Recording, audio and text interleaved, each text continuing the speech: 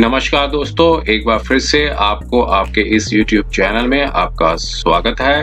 अगर आपने इस चैनल के कुछ वीडियोस देखे हैं, अगर आपको पसंद आए हैं, तो कृपया उन्हें लाइक कर दीजिएगा और इस चैनल को सब्सक्राइब जरूर कर दीजिएगा ताकि समय-समय पर आपके समक्ष नई-नई जजमेंट्स के ऊपर नए-नए और भी अच्छे बेहतरीन वीडियोस आपके समक्ष आते रहें और हमें और भी अच्छे बेहतरीन वीडियोस बनाने का मौका मिलता जाए। तो दोस्तों, आज एक जजमेंट है माननीय सुप्रीम कोर्ट की। एक जजमेंट को हम आपके समक्ष लाए हैं। ये एक 25 फरवरी 2002 की एक जजमेंट है और इस जजमेंट में हम जानने से पहले एक सरफेसी एक्ट है जिसे कहते हैं, उस एक्ट में एक सेक्शन 14 सब पार्ट 1A है। और इस जजमेंट में ये देखिए, ये कंक्लूजन निकल के आया था। पहले एक डिस्प्यूट ये था, कॉन्फ्लिक्टिंग ओपिनियंस ये थे कि मद्रास, दिल्ली और केरला की ये जो हाई कोर्ट्स थी उन्होंने एक वर्जन दिया था और एक बॉम्बे की हाई कोर्ट ने एक वर्जन दिया था। उन्होंने ये कहा था कि जब भी कोई सिक्योर्ड क्रेडिटर अगर कोई एप्लीकेशन मजिस्ट्रेट की कोर्ट में लगाता है, चाहे वो चीफ मेट्रोपॉलिटन मजिस्ट्रेट हो, चाहे वो डिस्ट्रिक्ट मजिस्ट्रेट हो, अगर वो कोई एप्लीकेशन लगाते हैं सिक्योर्ड क्रेडिटर जो कि फाइनेंशियल इंस्टीट्यूशन, जाहिर फाइनेंशियल इंस्टीट्यूशन ही होंगे जैसे बैंक्स हो गए, तो वो अपनी प्रॉपर्टी को लेने के लिए अगर किसी सीएमएम या डीएम की मतलब ऑफिस में अपनी कोर्ट में एप्लीकेशन लगाते हैं और ऐसे में अगर सीएमएम और या सीजेएम या डीएम एक एडवोकेट अपॉइंट कर देते हैं उस प्रॉपर्टी को सीज्ड करने के लिए या पोजेशन लेने के लिए, या फिर एडवोकेट कमिश्नर अपॉइंट कर देते हैं, तो ऐसे में क्या उनका जो एक्शन है वो लेजिटिमेट है, वो लीगल है। क्योंकि बॉम्बे हाई कोर्ट ने कहा कि एडवोकेट्स जो है वो एक सबऑर्डिनेट्स नहीं होते हैं सीएमएम या सीजेएम या डीएम की कोर्ट में, क्योंकि जो डिसीजन जो आया था, जो एक एक्ट कहता है कि अगर हम सरफेसी एक्ट को देखेंगे तो उसमें ये लिखा हुआ है कि डिस्ट्रिक्ट मजिस्ट्रेट और the chief metropolitan magistrate may authorise any officer subordinate to him. तो यहाँ पर बोला है कि एनी कोई भी ऑफिसर जो सबऑर्डिनेट हो वो possession ले सकें of such assets and documents relating to or forwarding the such assets and documents to the secured creditor। तो यहाँ पर पूरी लैंग्वेज जो सेक्शन 14(1)(a) जो इंसर्ट किया गया है जो सरफेसी एक्ट 2002 है, उसमें ये लिखा है कि डिस्ट्रिक्ट मजिस्ट्रेट और chief metropolitan magistrate may authorise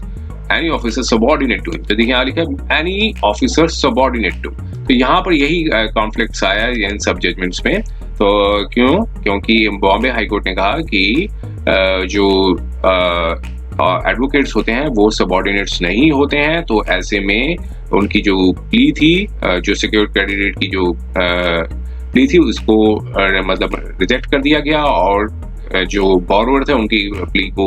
accept कर लिया। और लेकिन जो केरला और दिल्ली और मद्रास हाई कोर्ट्स के डिसीजन ने कहा कि एडवोकेट्स जो हैं वो सीएमएम और या डीएम की कोर्ट्स में जो है वो सबऑर्डिनेट ही माने जाएंगे फॉर द पर्पस ऑफ की पोजेशन लेने के लिए, या फिर मतलब एसेट्स को रिकवर करने के लिए, पोजेशन या एसेट्स को बेचने के लिए या नीलामी के लिए एक एडवोकेट्स को रखना जरूरी होता है। तो इसमें अगर कोई सीएमएम या डीएम जो है वो काम करते हैं, अगर किसी एडवोकेट को रखते हैं तो वो एक सबऑर्डिनेट ही माने जाएंगे और उनका जो एक्शन होगा वो एक लीगल होगा। तो यही डिसीजन को माननीय सुप्रीम कोर्ट ने सारे कॉन्फ्लिक्ट्स को एनालाइज किया और लास्ट में जो कंक्लूजन है वो बैंक के फेवर में दिया और कहा कि बॉम्बे हाई कोर्ट का जो डिसीजन था वो एक लीगल तरीके से एरोनियस है और उसको सेटिस्फाइड कर दिया। तो देखिए, आइए हम इसके जजमेंट के जो थोड़ा सा कॉन्सेप्ट है और थोड़ा फैक्चुअल एस्पेक्ट्स है उसमें जानने की कोशिश करते हैं और देखते हैं कि इसमें क्या लीगल पॉइंट्स थे और उस लीगल पॉइंट्स को हम अच्छे तरीके से देखते हैं। तो देखिए, ये क्वेश्चन यहाँ पर यही क्वेश्चन ऑफ लॉ था, वो यही डिस्कस किया गया कि क्या ओपन ऑफ जो डिस्ट्रिक्ट मजिस्ट्रेट हो या चीफ मेट्रोपॉलिटन मजिस्ट्रेट है वो एडवोकेट को अपॉइंट कर सकते हैं, ऑथराइज कर सकते हैं to take the possession of the secured creditor thereto and forward the same to the secured creditor within the meaning of section 14(1)(a) of the SARFAESI act जिसे कहते हैं securitisation and reconstruction of the financial act and enforcement of the security interest act 2002। तो जैसे अभी हमने section जो discuss already कर लिया था इस सेक्शन को, जो कि सेक्शन 14 का जो पार्ट 1 है, उसमें कहा कि यही क्वेश्चन जो था लीगल क्वेश्चन फ्रेम किया। तो देखिए यहाँ पर निकल के ये आया था कि जो बॉम्बे हाई कोर्ट थी उन्होंने अपनी जजमेंट दी थी ऑर्डर जो 748 था रिट पिटीशन के अंदर। उन्होंने कहा कि एडवोकेट है वो सबऑर्डिनेट ऑफिसर नहीं माने जाएंगे सीएमएम और या डीएम के, और उनकी जो अपॉइंटमेंट है अगर सीएमएम या डीएम जो अपॉइंट करते हैं वो अपॉइंटमेंट जो इलीगल होगी। तो ये और दूसरी वर्जन्स बताया था मद्रास हाई कोर्ट ने, दूसरी एक जजमेंट थी। तो वो उस जजमेंट में ये बताया गया कि जो सिविल रिवीजन पिटीशन डाली थी उन्होंने कॉन्ट्रेरी व्यू था। तो देखिए ये जो जजमेंट थी ये 4 एसएलपीस को एक साथ मर्ज करके सुना गया। तो एक पहली एक एसएलपी सिविल अपील की है, दूसरी सिविल अपील की है, सिविल अपील की है, और ये सारी जो है सारी एसएलपीस को एक साथ ही स्पेशल लीड पिटीशन है उनको सबको एक साथ ही टैग करके किया गया। क्यों? क्योंकि सबके ओपिनियन जो थे 4 कोर्ट्स के ओपिनियन थे, और जिसमें से मद्रास हाई कोर्ट और दिल्ली हाई कोर्ट और केरला हाई कोर्ट इन्होंने एक अपना वर्जन दिया था, और बॉम्बे हाई कोर्ट ने कॉन्ट्रेरी व्यू दिया था। तो जाहिर है कि अब सुप्रीम कोर्ट माननीय सुप्रीम कोर्ट को अपना एक वर्डिक्ट देना था, क्योंकि चारों कोर्ट्स के मतलब तीन कोर्ट्स के अलग एक वर्जन था और एक बॉम्बे हाई कोर्ट का एक अलग वर्जन था। तो अब यहाँ पे देखिए दिल्ली कोर्ट का भी बताया कि उन्होंने सेम व्यू अप लिया जो कि मद्रास हाई कोर्ट का था। अब इसके फैक्चुअल एस्पेक्ट्स को देखते हुए आगे बढ़ते हैं हम इसमें। तो देखिए यही बताया कि जो बॉम्बे हाई कोर्ट ने जो था एक अपना जो इम्पिंज जो था वो ऑर्डर दिया था। उन्होंने कहा था कि जो प्रिसाइज क्वेश्चन था वो डील नहीं किया गया इंपॉर्टेंट जजमेंट में, और जो कि अब मद्रास हाई कोर्ट और दिल्ली हाई कोर्ट और उन्होंने अपना अलग वर्जन दिया था। अब आगे बढ़ते हैं थोड़ा सा इसमें फैक्चुअल एस्पेक्ट्स को देखते हैं, थोड़ा हम आगे बढ़ते हैं। तो देखिए यहाँ पर ये निकल आया कि बॉम्बे हाई कोर्ट ने सेक्शन 14 सब पार्ट 1A ऑफ 2002 एक्ट तो के अंदर भी ये बताया कि जो केसेस हैं, जो जजमेंट हाई कोर्ट की थी, बॉम्बे हाई कोर्ट की, उन्होंने बॉरोवर्स ने अर्ज किया था हाई कोर्ट के सामने हाई कोर्ट दैट की एडिशनल चीफ मेट्रोपॉलिटन मजिस्ट्रेट जो है बम्बई के, उन्होंने जो सिक्योर्ड क्रेडिटर जो बैंक था और जो सेक्शन 14 ऑफ 2002 एक्ट के अंदर एक ऑर्डर पास किया था, और अपॉइंटिंग कि एडवोकेट को अपॉइंट करना कि पोजेशन ले लेना सिक्योर्ड एसेट्स की और डॉक्यूमेंट्स रिलेटिंग लेने का, और same to the secured creditor को देने का इस एक्शन को चैलेंज किया था। तो ऑर्डर जो पास किया गया था ACMM की कोर्ट में, तो बैंक जो क्या था कि बैंक ने एक लोन दिया था 4 करोड़ 44 लाख 4 करोड़ 44 लाख का एक बॉर्डर्स को दिया था 31 जनवरी 2015 को टू द बॉर्डर्स, और बॉर्डर ने इन रिवर्स पे एक फ्लैट था अपना वो, और साथ में 2 बेसमेंट कार स्पेसेस थे, वो अपना जो है मॉर्टगेज कर दिया था। और फिर उसके बाद जो कि फ्लैट था गोरेगांव मतलब बॉम्बे में था, वेस्ट मुंबई में था, और लेकिन जो बॉर्डर्स ने डिफॉल्ट कर दिया 30 अक्टूबर 2017 को, और उनका जो अकाउंट था नॉन परफॉर्मिंग एसेट में गिना गया। फिर उसके बाद 13 नवंबर 2017 को एक नोटिस इशू हुआ सेक्शन 13(2) ऑफ द एक्ट के अंदर, और फिर रजिस्टर पोस्ट से भेजा गया, लेकिन जो डॉकेट था वो रिटर्न हो गया, और इंटीमेशन पोस्टेड हुई कि नोटिस जो है वो अवेलेबल एड्रेस पे नहीं है, नोटिस जिनको दिया गया था वो अवेलेबल एड्रेस पे नहीं है। उसके बाद बैंक ने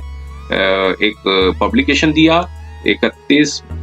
दिसंबर 2017 को, और कहा कि ड्यूज हैं वो 60 दिन के अंदर क्लियर कर दीजिए। और उसके बाद फिर जो है बैंक ACMM की कोर्ट में गए और उन्हें एप्रोप्रिएट डायरेक्शंस दी, मतलब प्रेयर मांगी, डायरेक्शंस के लिए प्रेयर मांगी और एप्लीकेशन दी, और इसमें कोर्ट ने 26 जुलाई 2019 को एक ऑर्डर दिया और इसमें अपॉइंट किया एडवोकेट को, और फिर वही एडवोकेट जो है कम्युनिकेशन कर दी बोरोवर्स के पास की, एडवोकेट ने कम्युनिकेट किया बोरोवर्स को, और 11 अक्टूबर 2019 को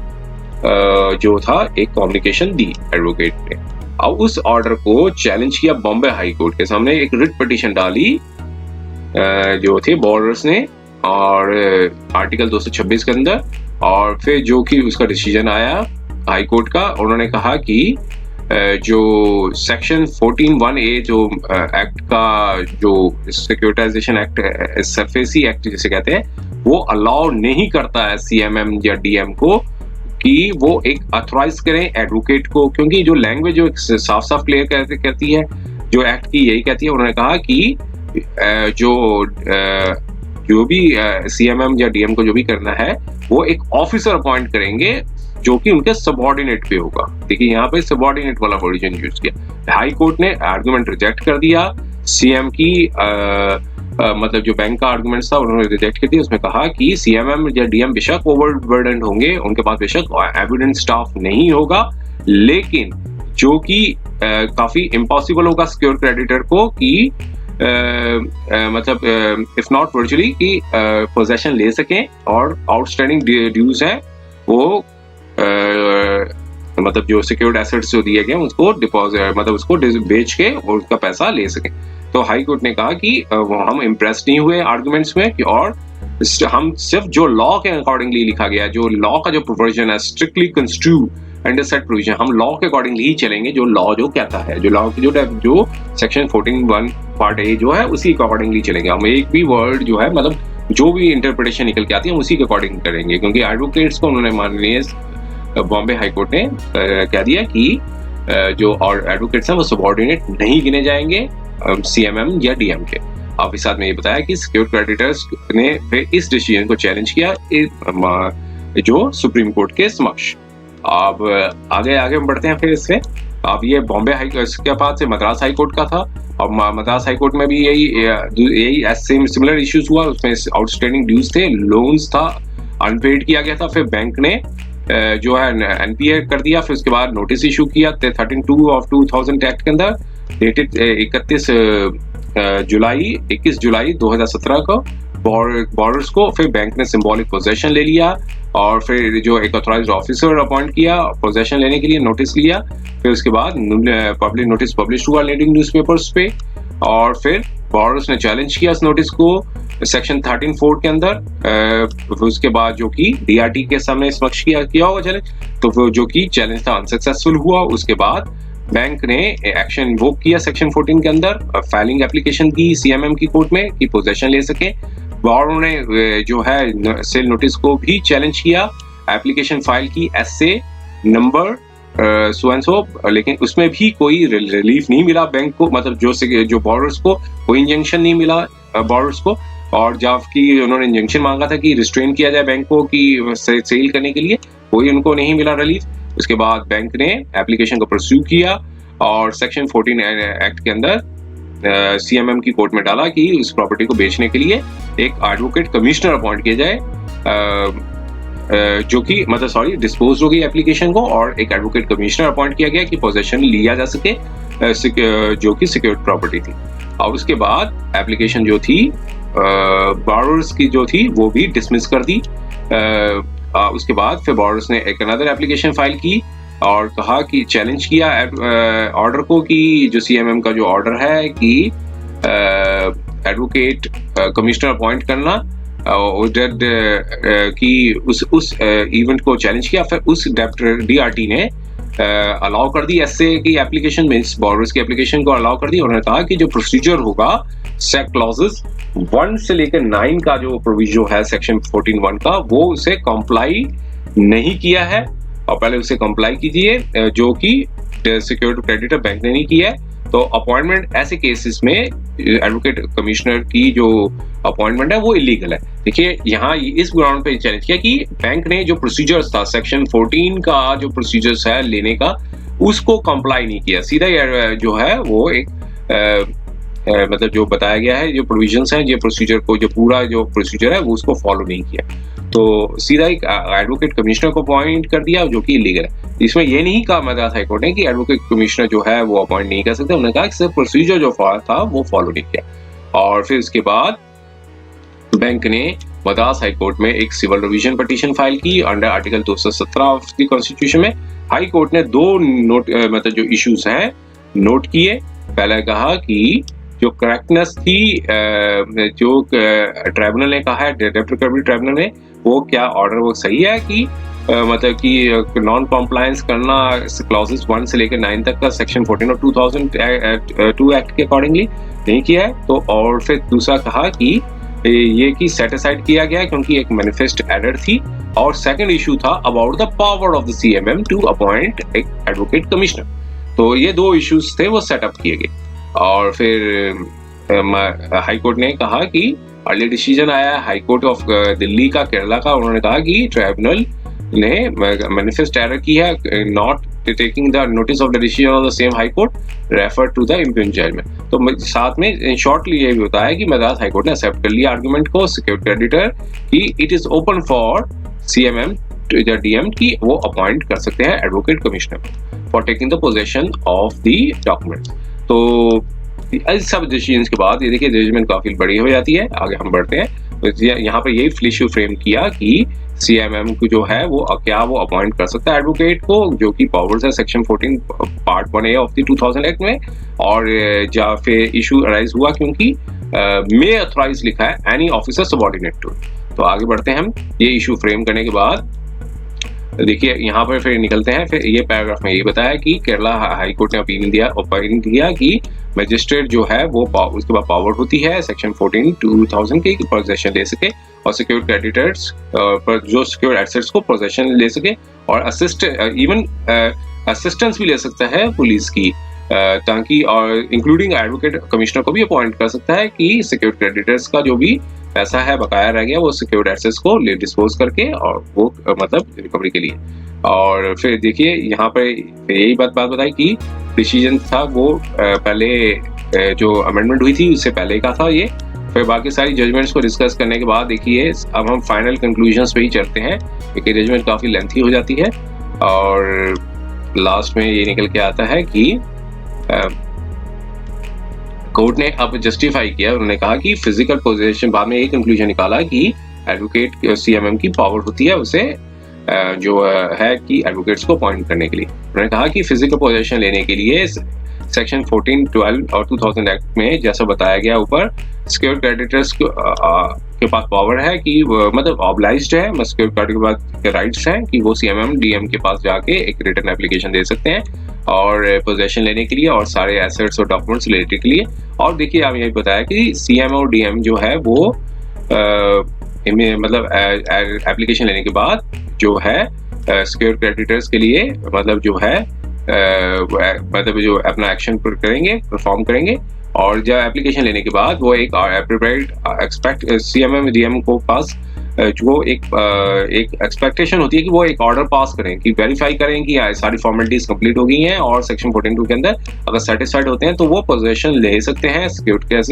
ऐसे और डॉक्यूमेंट्स जो भी हैं उससे रिलेटेड के लिए और सिक्योर्ड क्रेडिटर्स को मतलब कि सिक्योर्ड मतलब जो जितना जल्दी हो सके सिक्योर्ड क्रेडिटर्स को दिया जा सके वो। और फिर यही कहा कि ये स्पिरिट थी स्पेशल एनेक्टमेंट की। आप कॉमन नॉलेज है कि सीएम और डीएम जो के पास काफी लिमिटेड रिसोर्सेज होते हैं। देखिए यहाँ पर कोर्ट ने यही बताया कि ये काफी लिमिटेड रिसोर्सेज हैं, तो फिर उसकी वजह से ये पॉसिबल नहीं होता है कि वो सारी ऑब्लिगेशंस को परफॉर्म कर सकें और फिर जो लॉ का जो स्पिरिट है स्पेशल लॉ जो लेजिस्लेशन बना रखा है उसको कंप्लाई कर सके। तो कॉमन नॉलेज ये यहाँ बता रखी है कि रिस्पेक्टिव ज्यूरिसडिक्शंस हैं कि हर ज्यूरिसडिक्शन में एक ही सीएम या डीएम होता है और फिर कई एप्लीकेशंस आती हैं उनके पास और फिर इस पोजेशन लेना और सब ज्यूरिसडिक्शन में जाना कि बहुत ज़्यादा इम्प्रैक्टिकेबल है। तो ये पॉसिबल नहीं है कि वो सारी लार्ज नंबर ऑफ एप्लीकेशन को डिस्पोज कर सकें और इसके लिए जो स्ट्रक्चर्स हैं मतलब जो लेजिस्लेशन के जो इंटरप्रिटेशंस हैं जो कंस्ट्रू किए गए हैं प्रोविजंस हैं उसको कंप्लाई कर सकें। तो ये कि अब देखिए यहाँ ये लिखा है कि स्ट्रिक्ट कंस्ट्रक्ट, अगर हम उसके हिसाब से स्ट्रिक्ट कंस्ट्रक्ट करेंगे कि भाई ऐसा नहीं होता है कि सबऑर्डिनेट ऑफिसर नहीं है तो फिर कहेंगे कि ये डिफीट हो जाएगा लेजिस्लेटिव इंटेंट। लेजिस्लेटिव की जो इंटेंशन है कि मतलब जो सीएम और जो डीएम का जो रोल है वो नहीं कंप्लाई कर पाएंगे अगर वो ऐसे केसेस में एडवोकेट कमिश्नर या एडवोकेट को अपना अपॉइंट करेंगे क्योंकि लिमिटेड रिसोर्सेज का माननीय सुप्रीम कोर्ट ने बताया कि कॉमन नॉलेज है ये इसमें। और फिर उन्होंने बताया कि लॉजिस्टिक्स प्रॉब्लम्स भी हैं ऑफिस सीएमएम की कि वो ओवर और की लॉजिस्टिक प्रॉब्लम्स जो है सीएमएम की can not be the basis to overlook the